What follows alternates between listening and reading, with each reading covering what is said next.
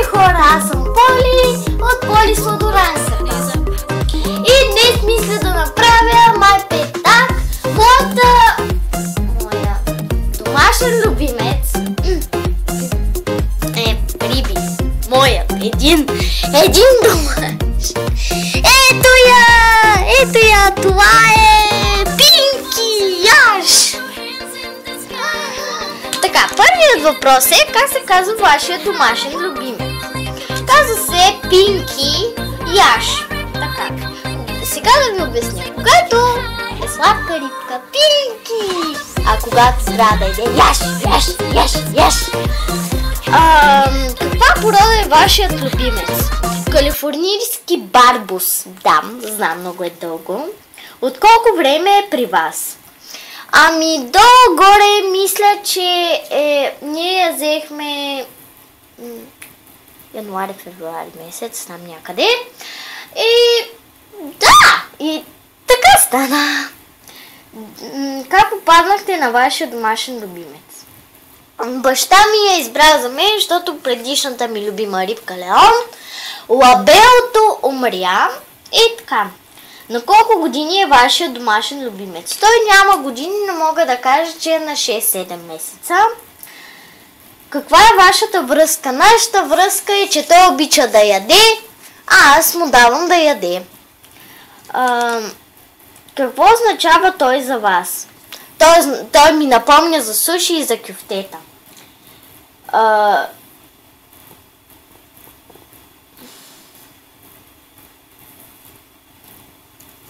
Имаш ли любими моменти с вашия домашен любимец? Ами... Не. Нямам.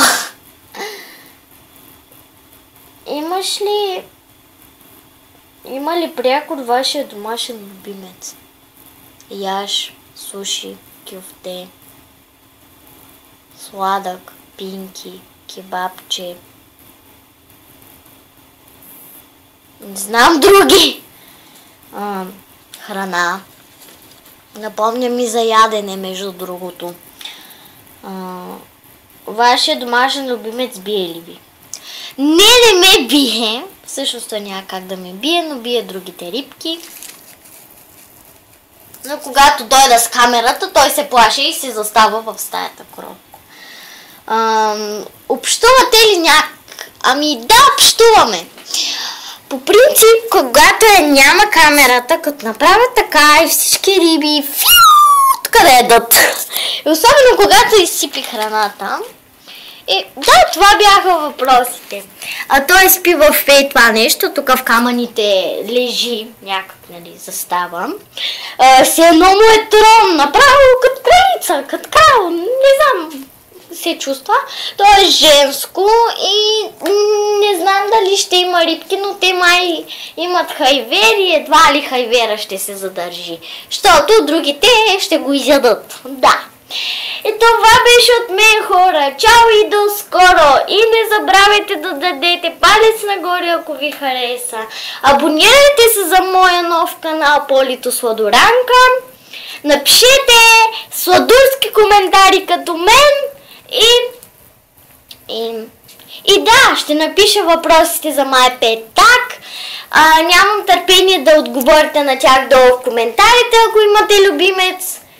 И да, ще напиша въпросите, а вие ще отговорите. Това беше всичко от мен.